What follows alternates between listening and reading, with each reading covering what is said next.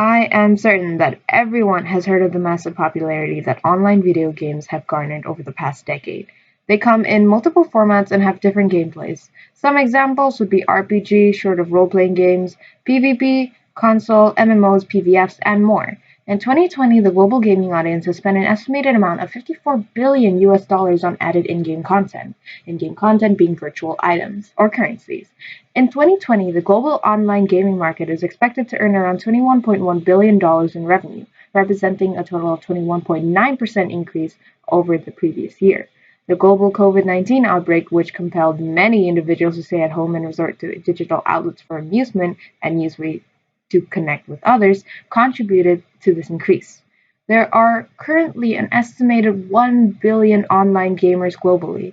Ever wondered why they're so popular? Parents must be having a great time dealing with their kids constantly on their gadgets, spending money as well. Psst, don't worry, I do the same, guys. I don't know whether I should be proud of it or not, though. Well, to answer my previous question, there's a lot of reasons, but one of the main reasons is that most people are drawn to online games since they are simple to play.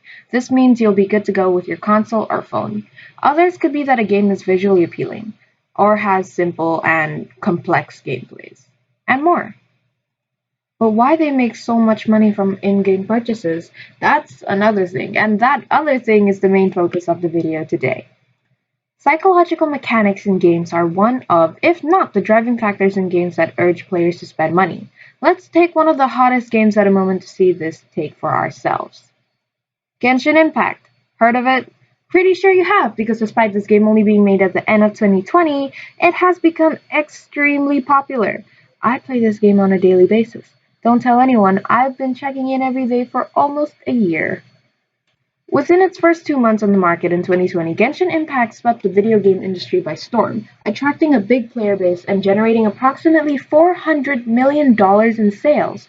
To put this in perspective, this was more than Pokemon Go, which made $238 million in the same time period. Genshin Impact is an open-world action role-playing game with gacha, as we'll discuss later, elements. MiHoYo, a Chinese studio, created and distributed the game. Players take control of a variety of party members, each with their own set of skills, weapons, gears, and personalities. Personalities as in... Real men don't carry umbrellas. Oh boy, wow, it's really starting to pick up. Quick, come on, get yours out. Come on, go. The game's combat takes place in real time, allowing players to use ranged, melee, and elemental attacks against a variety of monsters in the open world and dungeons. You're able to play along with other players who use the game. It doesn't matter what console, PC, mobile, and PS4 players can all play together, although it depends on which server you choose as well. In its initial year of release, the video game made an estimated $3 billion in revenue. In terms of first-year income, it presently holds the record for the highest-earning video game. This has beaten the first-year revenues of games like Fortnite and Grand Theft Auto. Bet you heard those names before. How? This is the result of banner sales from characters such as Raiden Shogun, Hu Tao, Klee, and more. This is also because of one of the most notable features of the game, which is their gacha system. This also being the reason why people spend so much money on it, despite the game being a free-to-play friendly environment where you could be completely fun and able to play without spending a single coin on it. The money that has been earned by Genshin Impact was made through in-game purchases of randomized items that resemble loot boxes, which explains why the game is not available in certain areas such as Belgium, where mechanics like these are banned, as it is considered to be a form of gambling. So, what is the gacha system? It was named after the toy vending machines that are found in Japan. They're pretty much everywhere, so if you've been to Japan, you probably have seen them. These gacha games can be seen as something similar to gambling with more opportunities to get hooked on it. There are terms such as wishing that are available in the game that have a general purpose that is similar to a lottery ticket, but instead of getting the chance to win money, they give the players the chance of attaining rare items or characters that are graded in star ratings and attractive visuals to showcase their rarity. A simple explanation to it is this video here. Try going out of my room.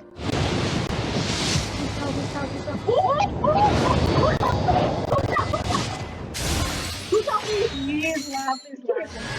Yeah. Oh my god.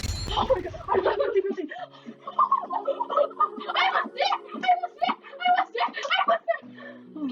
Wishing or loot box opening, as said in other games, can be extremely exciting and a popular form of content as there are video game content creators who spend a large amount of money as they broadcast themselves opening such loot boxes on stream. Either way, Genshin Impact has a system implemented into these already addicting gacha games. It's called the pity system. The pity system was created to take some of the mystery out of the gacha system. Players are assured to acquire a high rarity item after a set number of rolls. This item is a 4 or 5-star character and or weapon in Genshin Impact. In Genshin Impact, the system kind of works like this. If you roll 10 times, you will get a guaranteed 4-star, and 90 times for a guaranteed 5-star on the limited character banner. And there are more rules like this, but it is quite tedious to explain. This most definitely can ensue multiple types of behaviors that will essentially tempt you to continue pulling. How?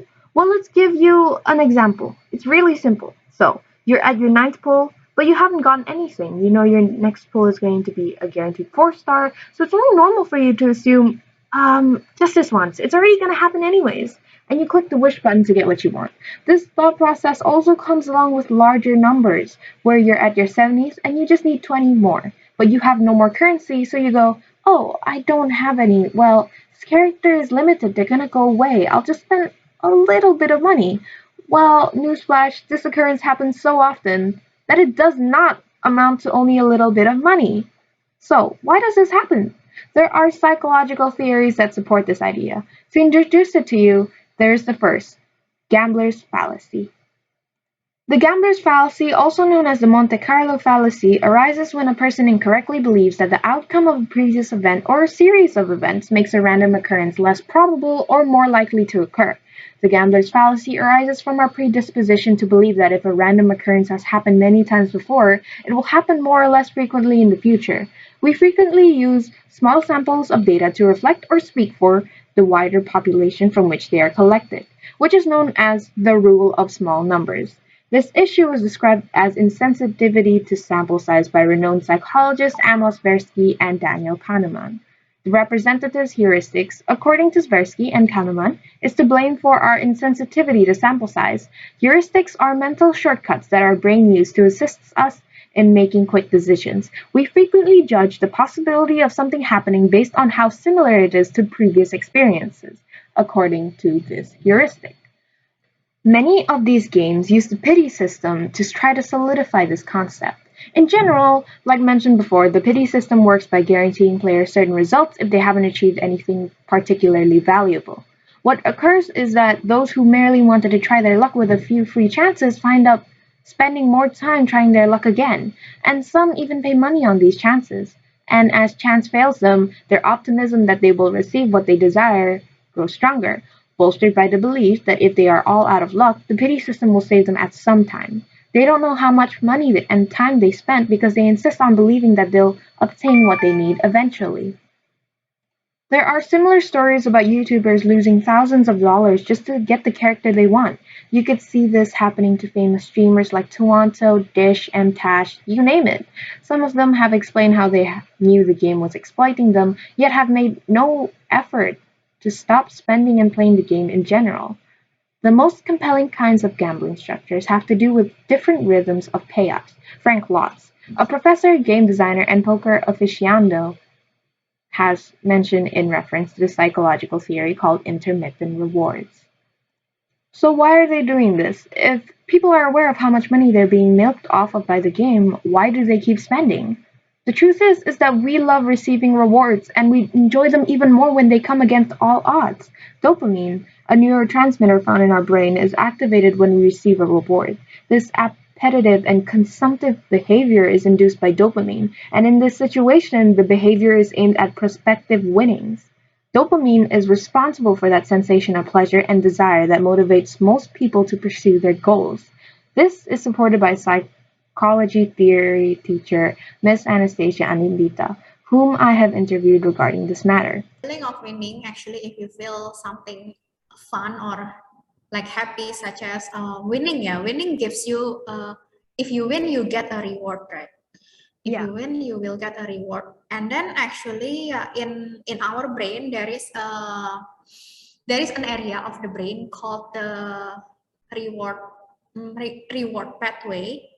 So actually, it works for almost everything. So if let's say we get something, so our brain will activate the system. So we will feel rewarded. We will feel happiness when we got that something.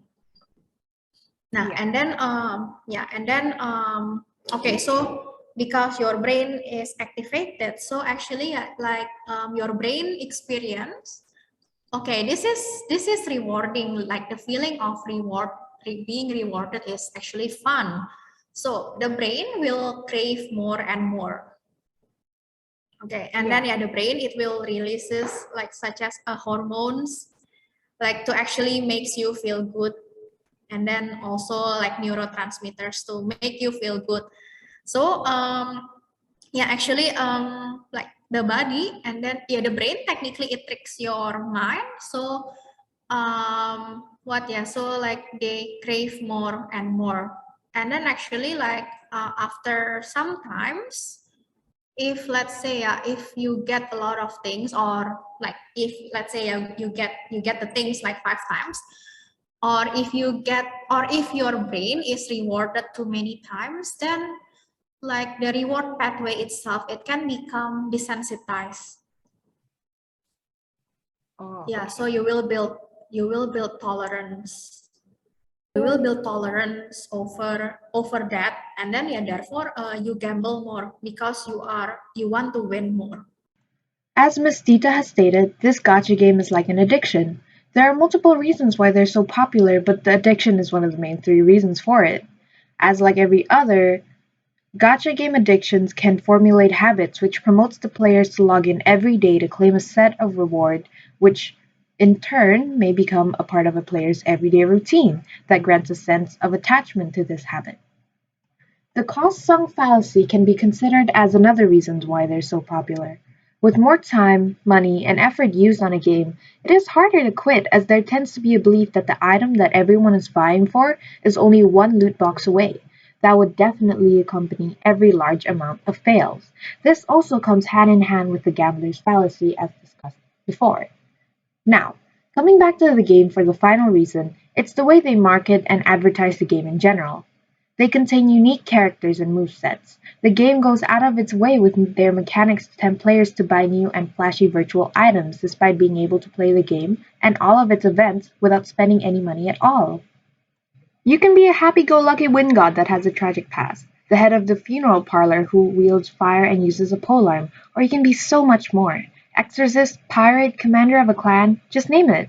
Each of these characters were advertised with compelling gameplays, backstories, and graphics. The story and lore of the game itself is pretty interesting. People who have these characters can use them, show them off, that can then cause feelings of envy or peer pressure, as in, oh, that character is extremely strong, we all have it, you should get it. Along with that, the pandemic has surely affected the way we socialize ourselves. Being cooped up at our home with no friends would tell us to resort to games, as explained by Miss Dita again. With the pandemic, everything has been put into a hold, right? So technically, like the pandemic has a great deal, or has a great effect on our mental health. So it is the feeling of, let's say, lonely, or not being able to meet your friends, or you won't even be able to socialize, or just going to the cinema, like have a normal life. It is not there, right? It is not there. You won't be able to experience it. So I would say, yeah, it is possible. Like it is possible, because with the pandemic, you you cannot get a reward, or like you won't get a rewarding feelings through normal life. Oh, Yeah, okay. so instead people turn into games to feel rewarded. So yes, essentially that is why people spend that much money on games, specifically Genshin Impact.